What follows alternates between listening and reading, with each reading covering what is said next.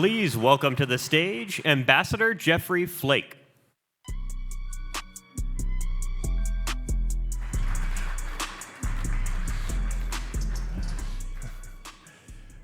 Well, thank you. Let me tell you what an honor it is to be invited with such august company. It's just incredible to be here.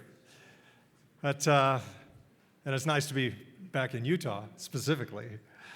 Nearly 176 years ago, my great-great-great-grandfather, James Madison Flake, crossed the plains and entered this valley. It's in 1848. His son, William Jordan Flake, established a beautiful cattle ranch in Beaver, Utah, just down south. William Jordan Flake was asked by Brigham Young to travel south to Arizona to find a place to colonize. So he went to Arizona, he tromped around for nearly 6 months, and the story goes he returned to Utah and told Brigham Young, "There's nothing worth colonizing down there." Brigham Young said, "Perhaps you need to sell all you have and go and look a little harder." And so he did. He ultimately found a stream in a valley in northeastern Arizona where he settled. The town he founded was ultimately called Snowflake, and it was where I was born and raised, on a cattle ranch with 10 brothers and sisters and 69 first cousins on my father's side alone. Now, eventually I thought, if I can get just half of them to vote for me, I'm halfway to Congress. It worked. And I was elected 6 more times, just ultimately by relying on that sympathetic family vote. But so 6 times to the House and to the Senate, where I retired 5 years ago. I had no plans to be a diplomat. When the White House asked if I would consider an ambassadorship, I said only if it's a really important, consequential country. I reasoned that a Democrat wouldn't appoint a Republican to a prominent place abroad. Well, I reasoned wrong. Let me back up for just a minute. I think, did you see the picture of Erdogan there? That's his happy face, by the way. I like to think he was happy to see me, but perhaps not. But it's been a great relationship. But let me back up for a minute. More than 30 years ago, when Cheryl and I were dating at Brigham Young University, just down the I-15 from here, Cheryl was singing and dancing as part of a performing group called the Young Ambassadors. Young Ambassadors toured the Middle East and Southern Europe, and in her photo album, next to a beautiful picture of the Bosphorus, Cheryl wrote, "Istanbul, my favorite place." So when the White House asked if I would consider Türkiye, Cheryl responded, "Well, I've already been the young ambassador to Türkiye. I suppose it's your turn to be the old ambassador." So that's how it's been. But for the past 2.5 years, Cheryl and I have lived an idyllic Downton Abbey-style existence in a 30,000 square foot residence in the capital city of Ankara, with a chef and a house staff of 6, nestled on 10 picturesque acres of gardens, pools, and tennis courts. We often travel to Istanbul as well, sometimes to go to the Grand Bazaar and to pretend to be James Bond. Perhaps my greatest achievement as ambassador, or maybe in life, is that if you Google James Bond Grand Bazaar, this is the picture that comes up. Even so much so that a local paper just ran a story about all the movies filmed in Turkey, and they said this James Bond film, and they had that picture. So it's time to come home after that. But unfortunately, work sometimes intervenes. Now let me explain. When the world is at its calmest, the geographic position of Türkiye still makes it important. When the world is in upheaval, as it is today, Türkiye is even more consequential. On one weekend last year, I swam from Asia to Europe. It only took me about an hour and 15 minutes. Now, I'm not bragging about my rather anemic aquatic abilities. I'm just saying that one country, Türkiye, and one city, Istanbul, spans and straddles that east-west divide. Today, war rages to the north in Ukraine and to the south in Gaza. Here sits Türkiye, smack dab in the middle. Türkiye shares a long border with Syria, Iraq, Iran. If that's not complicated enough, tucked in between Iran and the Black Sea on Türkiye's northeastern border are Azerbaijan, Armenia, and Georgia.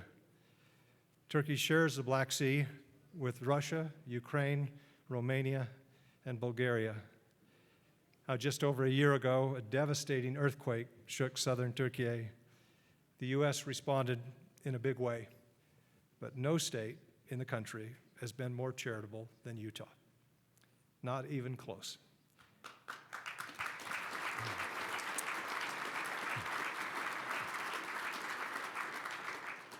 The Church of Jesus Christ of Latter-day Saints has contributed more than $40 million and counting, the largest contribution by a single organization by far. Nonprofit organizations like the Sterling Foundation have stepped up in a big way. This kindness and generosity is deeply appreciated. Now, 250 years ago, Napoleon said, if the world were a single country, Istanbul would be its capital. And during my confirmation hearings to the United States Senate nearly 3 years ago, and let me just say how weird it was to be in front of my former colleagues on the other side of the dais. Since when did senators become so pompous and arrogant? I wonder. Certainly not when I was there. But in my confirmation hearing, I said that I viewed Turkey as an indispensable ally of the United States. That view has been reinforced again and again and again. The United States has the largest army in NATO. Turkey has the second largest. Turkey's Air Force is the second largest in NATO as well. Since Russia's initial invasion in Ukraine in 2014, Turkey has been firm in its support for Ukrainian sovereignty and territorial integrity.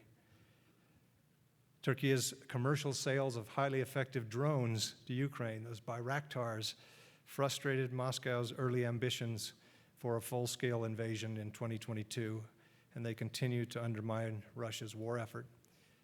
Turkey's implementation of the Montreux Convention, an international agreement that allows Turkey to limit passage of certain military vessels through the Straits of Turkey, the Bosphorus and the Dardanelles. That has kept additional Russian warships out of the Black Sea, which has been a tremendous help to Ukraine. Just months ago, after Turkey's approval of Sweden's NATO accession, the U.S. Congress approved Turkey's acquisition of 40 new and 79 upgraded F-16 aircraft, ensuring Turkey's interoperability with NATO for decades to come. And next week, I'll travel to Mesquite, Texas, where General Dynamics will cut the ribbon on a new factory that includes 3 new munition lines purchased from a Turkish firm. By this time next year, more than 30% of all the 155 artillery rounds produced in the United States will be of Turkish origin. Now, Turkey has emerged as a critical player not just with its military and defense production, but in projecting soft power as well. Turkey ranks 3rd in the world, just behind the United States and China, in the number of embassies and consulates abroad. One interesting statistic I'll return to in a minute. In 2005, Turkey had just 12 embassies across the continent of Africa. Today it has 43. Turkish Airlines flies to more destinations than any other airline in the world. The next destination opening up is next door in Denver. We'll have to work on them on that. They need to move a little south. That will start next month. But apropos to the gathering here today are the business opportunities between the United States and Turkey. Bilateral trade in goods and services topped $40 billion this year, growing by more than 50% in the past couple of years. With a population of 86 million, Turkey boasts a robust consumer market and a young and educated population representing business opportunities from energy to aerospace to manufacturing to mobile gaming. But even more important to this gathering are the partnerships that can be formed between U.S. and Turkish firms to do business, for example, in Central Asia. It can be daunting to enter the Uzbekistan market on your own. It's much easier in partnership with Turks who have historical, cultural, and linguistic ties to Central Asia. Our Foreign Commercial Service Office in Ankara is working daily, pairing U.S. firms with Turkish firms to do business in the stands. Now in Africa, where Cheryl and I spent a year in Namibia, and I spent my mission in South Africa and Zimbabwe years ago. I have a deep affinity for that continent. But in Africa, it's perhaps the lack of history that benefits Turkish companies doing business there. There's no colonial history or baggage to unpack. Trade between Türkiye and Africa has grown from approximately $5 billion in the early 2000s to more than $40 billion today. Now, in context, in the early 2000s, total U.S. trade with Africa was approximately $40 billion. Today, it stands just north of $80 billion, a 100% increase. But consider this. In the early 2000s, China's trade with Africa stood at about $10 billion. Now it stands at $200 billion, a 2,000% increase. We have a lot of catching up to do. Turkey offers about the only viable alternative to China when it comes to large infrastructure projects, from airports, seaports, hospitals, roads, bridges, and everything in between. Companies like Suma, represented by our good friend Salim Bora, are here with us today. Now, across much of Africa, there's a race between the West and the PRC for critical minerals and to build the infrastructure that can get these minerals to market. It is in the United States' national interest to partner with allies like Türkiye to effectively compete. Now, as a former politician and a current diplomat, I often think on the intersection between politics and diplomacy. There is a malignant strain of politics in the United States that looks inward, that says that we can become more secure and more prosperous by ignoring the outside world. In such a go-it-alone environment, there's little use for diplomacy. I believe that such a view is short-sighted and will hopefully be short-lived. As I close, coming next to the stage is Bear Grylls. I am a wannabe Bear Grylls. 15 years ago, I woke up in the middle of the night alone, very, very alone. I was in a hammock strung between two coconut trees on a tiny, uninhabited island in the middle of the Pacific Ocean.